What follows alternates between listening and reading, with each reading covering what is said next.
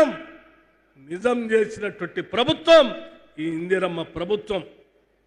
దాదాపు 300 కోట్ల సార్లు ఈ రాష్ట్రంలో ఉన్నటువంటి మహిళలు ఉచితంగా ఆర్టీసీ బస్సులో ప్రయాణం చేస్తే రాష్ట్ర ప్రభుత్వం మీ తరఫున 10,000 కోట్ల రూపాయల్ని ఆర్టీసీకి రాష్ట్ర ప్రభుత్వం ఈ రాష్ట్రంలో ఉన్న మహిళల తరఫున డబ్బులు కట్టిన సంగతి కూడా ఈ సందర్భంగా మీ అందరికీ మనవి చేస్తా ఉన్నాను.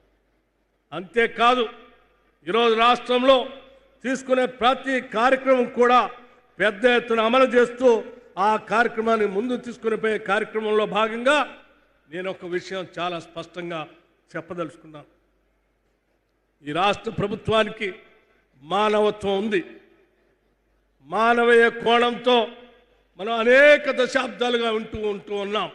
ఒక సామాజిక నిర్మాణం, అంతరాలు లేని సమాజాన్ని, సామాజిక విభేదాలు లేనటువంటి సమాజాన్ని నిర్మించాలనేటువంటి అనేక మంది మాట్లాడేటువంటి మాటలను మాత్రమే వింటూ గ్యారంటీలన్నిటి కూడా దాదాపు 99% ఇచ్చిన గ్యారంటీలన్నింటినీ అమలు చేస్తున్నటువంటి ప్రజాప్రభుత్వం మన ప్రభుత్వానికి గుండెల నిండా ధైర్యంగా నేను చెప్పగలుగుతా ఉన్నాను.